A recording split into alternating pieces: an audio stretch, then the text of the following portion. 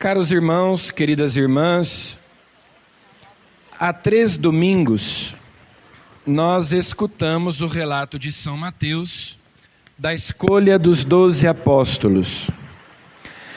Jesus se compadeceu das multidões porque estavam cansadas e abatidas como ovelhas que não têm pastor. Portanto, estavam desorientadas. E Jesus, então, escolhe os 12 apóstolos para enviá-los a pregar o Evangelho. No capítulo 10º do Evangelho de São Mateus, Jesus dá instruções aos apóstolos sobre o modo como eles devem proceder nessa missão. Jesus os envia apenas as ovelhas perdidas da casa de Israel, ou seja, apenas aos judeus. Essa missão é apenas um treinamento, porque a grande missão da igreja, dos apóstolos, começará só depois da ressurreição de Jesus, quando Jesus os envia para evangelizar o mundo inteiro, toda a criatura. Jesus então dá algumas instruções, envia os apóstolos, eles saem pregando o evangelho por toda parte, e depois que eles voltam, nós chegamos aqui então ao capítulo 11, e eles contam para Jesus como foi a missão, o que aconteceu, vão relatando para Jesus que aconteceram curas, milagres, que eles expulsaram demônios, que muita gente se converteu, muita gente ouviu o que eles disseram, o anúncio do reino de Deus. E Jesus fica empolgado, Jesus fica entusiasmado com aquilo que os discípulos, com aquilo que os apóstolos lhe contavam. E é como se Jesus ali diante deles entrasse em êxtase. São Lucas, quando relata esse mesmo fato no seu evangelho, diz que Jesus exultou de alegria no Espírito Santo quando disse estas palavras que nós escutamos. Então Jesus praticamente se esquece que ele está diante dos apóstolos. Enquanto os apóstolos vão falando, seu coração vai se enchendo de alegria por aquilo que eles estão dizendo e de entusiasmo, e ele começa a falar com o Pai. Muitas vezes os evangelhos nos dizem que Jesus se retirava, que ele subia a montanha ou ia para um lugar deserto, ficar a sós para orar, para dialogar com o Pai. Aqui, Jesus, que estava sempre em sintonia, sempre em comunhão com o Pai, naquele momento, quase que se esquece que está diante dos apóstolos e começa a glorificar o Pai, começa a falar com o Pai. Eu te louvo, ó Pai, Senhor do céu e da terra, porque escondestes estas coisas aos sábios e entendidos e as revelastes aos pequeninos. Sim, Pai, porque assim foi do teu agrado. Então, diante daquela notícia de que tantas pessoas estavam acolhendo a palavra de Jesus, anunciada pelos apóstolos, Jesus exulta de alegria. Deus revela os mistérios do seu reino, os seus segredos, os mistérios de sua vida íntima, seu plano de salvação, os meios, os instrumentos de salvação, revela aos pequeninos, aos pobres, aos humildes. Enquanto que os sábios e entendidos têm dificuldade de aceitar aquela palavra. No tempo de Jesus, os fariseus, os mestres da lei, os sacerdotes, eram pessoas cultas, eram pessoas das ciências. como nos tempos de hoje. Parece que as pessoas mais abastadas, mais ricas ou mais intelectuais, mais cultas, às vezes têm mais dificuldade, porque muitas vezes são autossuficientes. Acabam se apoiando em suas próprias forças, em suas próprias capacidades, são autossuficientes, não querem reconhecer a sua dependência de Deus. Enquanto que os pobres, aqueles que não têm o que perder, não podem confiar em si mesmos, em suas forças, em suas posses, se abrem mais facilmente à esperança, que é o próprio Cristo.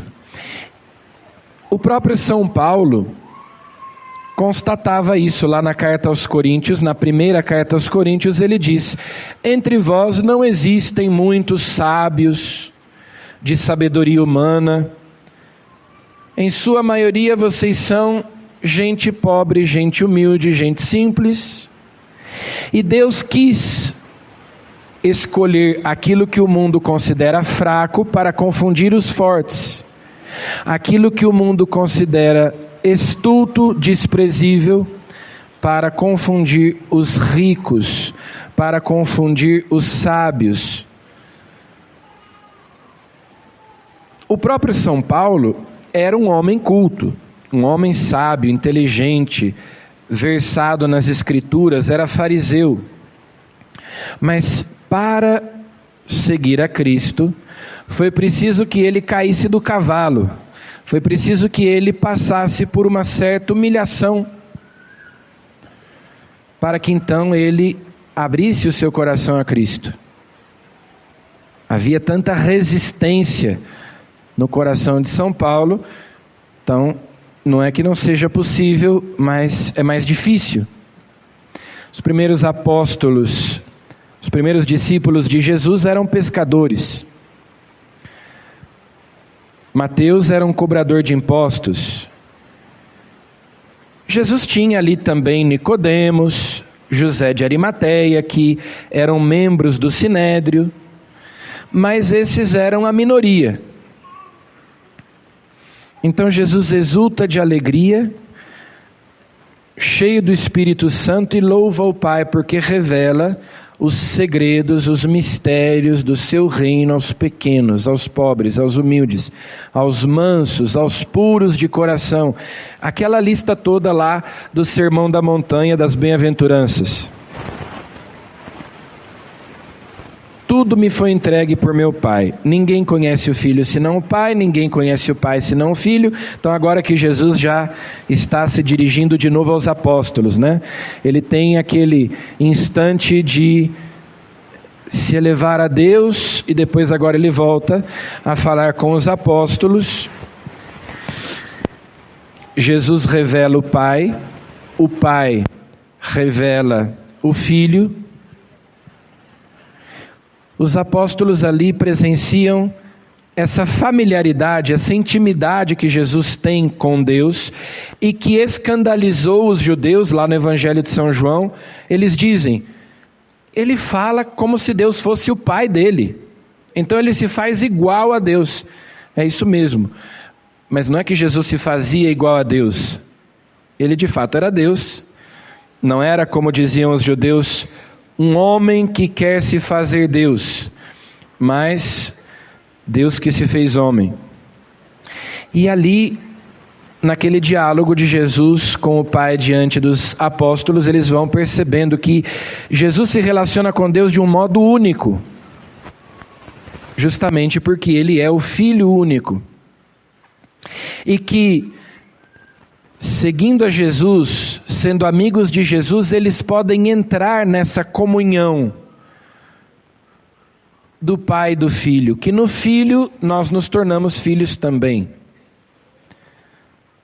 Jesus revela o mistério de Deus para nós entrarmos nesse mistério, para nós participarmos desse mistério, dessa comunhão de amor que há em Deus. nós nos tornarmos em Cristo, pela sua graça, também filhos de Deus. E agora ele se dirige a todos aqueles que estavam ali, provavelmente não apenas os apóstolos, mas também outros discípulos e outras pessoas presentes. Vinde a mim, todos vós que estáis cansados e fatigados, sob o peso dos vossos fardos, e eu vos darei descanso. Isso nos faz lembrar aquela frase famosa de Santo Agostinho: fizeste-nos, Senhor, para vós, e o nosso coração está inquieto, enquanto não repousar em vós, enquanto não descansar em vós. Então nós vivemos agitados, buscando paz, felicidade, amor, verdade. E Jesus nos diz: vocês só podem encontrar isso em mim, vinde a mim. Lá, quando Jesus escolheu os 12, ele constatou que as multidões estavam cansadas e abatidas. Agora ele diz: vocês que estão cansados e abatidos, fatigados, a vida para vocês se tornou um peso. Vocês vivem aí batendo cabeça, dando murro em ponta de faca, procurando sentido para a vida de vocês. Vocês vivem desorientados, sem rumo, não conseguem encontrar aquela paz, não conseguem encontrar descanso, repouso para o coração de vocês. Vinde a mim, porque em mim vocês vão encontrar esse descanso, esse repouso. Coração inquieto, enquanto não repousar em vós. Tomai sobre vós o meu jugo e aprendei de mim, porque sou manso e humilde de coração, e vós encontrareis descanso. Quando nós formos mansos e humildes de coração, como Jesus, o nosso coração estará em paz, repousará. Agora vejam que Jesus propõe uma espécie de troca. Ele diz: vocês trazem até mim as suas fadigas, os seus cansaços, esse peso que vocês estão carregando, quando a vida para vocês se tornou um fardo, eu vos darei descanso. Tomai sobre vós o meu jugo. Quer dizer, Jesus também coloca sobre nós um peso. O meu jugo é suave e o meu fardo é leve. O que é que significa isso? O meu jugo é suave, o meu fardo é leve. Alguns imaginam assim, que Jesus é permissivo, é liberal, né? Então que Jesus não faz nenhum tipo de exigência. Vamos até Ele e Ele não nos pedirá nada, não nos exigirá nada. A moral que Jesus propõe é liberal, é permissiva, não há restrições. Não, obviamente não é isso. Até porque se nós voltarmos alguns versículos antes, ali no capítulo 10 ainda, quando Jesus está instruindo os apóstolos antes da missão, ele diz assim: quem não me amar mais do que seu pai, do que sua mãe, do que seus filhos, do que a si mesmo, não pode ser meu discípulo. Então, na verdade, o Evangelho é muito mais exigente, porque Jesus exige total dedicação. Mas por que então esse jugo que nós devemos tomar sobre nós quando vamos a Jesus, essa troca que nós fazemos, nós entregamos tudo. Jesus não nos quer pela metade. Não pode ser meu discípulo quem não me ama mais do que tudo, quem não me ama mais do que a si mesmo. Mas então, vocês vão tomar o jugo do amor. A caridade divina que é infundida, que é derramada no nosso coração e que torna tudo leve. O amor torna as coisas suaves. Então, se às vezes a religião se torna para nós um fardo pesado de ser carregado, uma série de obrigações, de normas, de regras, é porque nós transformamos o evangelho em moralismo. São Paulo diz assim numa das suas cartas: a letra mata, o espírito vivifica. A letra da lei mata, ela oprime, mas o espírito dá a vida.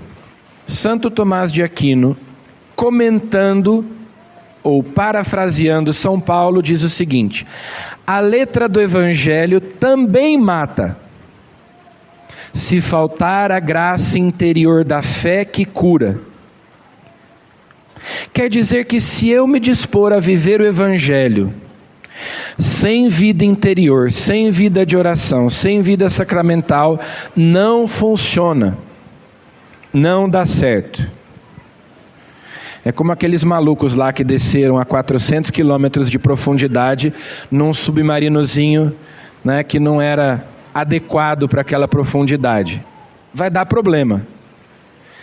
Vai dar problema sempre que eu quiser viver o evangelho sem a graça de Cristo, sem o auxílio, achando que eu posso me apoiar nas minhas próprias forças, que eu posso confiar em mim mesmo, que eu dou conta.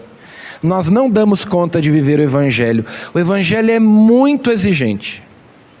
Está acima das nossas capacidades. Por isso São Paulo diz: tudo posso naquele que me dá força. Quando eu sou fraco, então eu sou forte. Quando eu sou manso e humilde de coração, quando eu reconheço a minha pequenez, quando eu reconheço que eu não sou capaz, eu não dou conta, eu preciso do auxílio da graça de Deus, eu preciso do socorro de Deus, e eu me apoio nele e não em mim mesmo, aí dá certo. Mas enquanto eu sou autossuficiente, eu falo, não, eu dou conta, o evangelho, né? Não somos capazes. A sequência de Pentecostes diz assim: sem a luz que acode, nada o homem pode, nenhum bem há nele. Sem a luz do Espírito Santo, nós não somos capazes de fazer nada de bom, nada que preste. É por isso que São Paulo aí na segunda leitura diz: não devemos viver segundo a carne, mas segundo o Espírito. Se viverdes segundo a carne, morrereis. Mas se pelo Espírito matardes o procedimento carnal, então vivereis. Só vivendo pelo Espírito, só com a graça do Espírito. Então, repetindo o que Santo Tomás dizia, a letra do Evangelho também mata, se faltar a graça interior da fé que cura. Sem vida interior, sem vida de oração, sem vida sacramental, sem o auxílio de Deus, ninguém é santo, ninguém é forte, ninguém é santo, ninguém é bom. Eu não sou capaz de ser honesto, eu não sou capaz de ser generoso, eu não sou capaz de ser casto, eu não sou capaz de ser virtuoso por mim mesmo.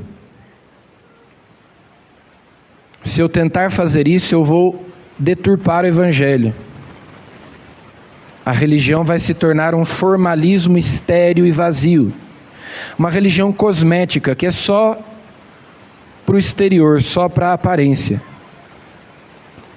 Precisa da graça.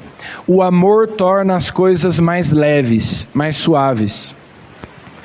Conta-se que Santa Teresa de Calcutá, que vocês sabem, é uma santa dos nossos tempos, vivia lá na Índia, cuidando daqueles pobres. Calcutá é uma cidade extremamente pobre, paupérrima, que tem muitos doentes, pessoas mutiladas, deformadas e que passam fome. Santa Teresa de Calcutá era conhecida pelo seu trabalho de caridade ali. Um repórter foi acompanhá-la, fazer uma espécie de documentário, e durante alguns dias ele esteve com ela filmando o que ela fazia, cuidando daqueles pobres, cuidando daqueles doentes. E no final de alguns dias, terminada a reportagem, ele disse para ela: eu não faria isso que a senhora faz, nem por $1 milhão. E ela disse para ele: e eu também não. Por $1 milhão eu não faria, eu faço por amor a Deus. Se fosse para fazer por dinheiro, não valeria a pena. Quando nós vivemos segundo o Espírito, ou seja, nós somos movidos pela caridade divina, tudo é leve, tudo é suave, nada é pesado, porque é o amor que nos move. Agora, se for por outros motivos, não vale a pena, não funciona, não dá certo. Vinde a mim,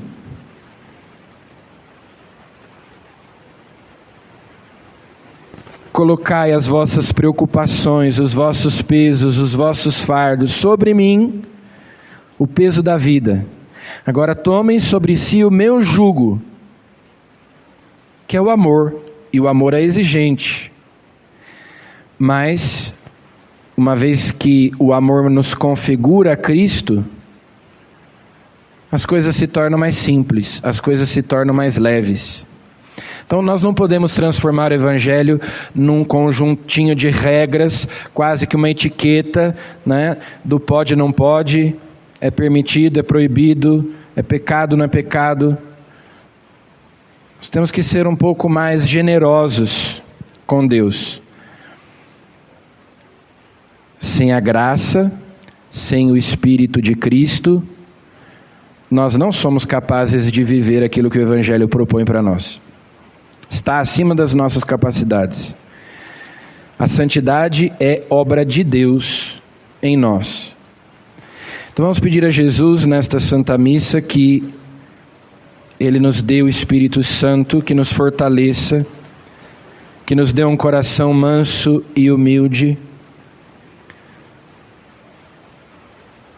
capaz de acolher a sua graça e que nos ajude a viver o Evangelho. E assim, em Jesus, o nosso coração encontre descanso, repouso, a paz que nós desejamos, a alegria, a felicidade, a verdade que nós buscamos. Louvado seja nosso Senhor Jesus Cristo.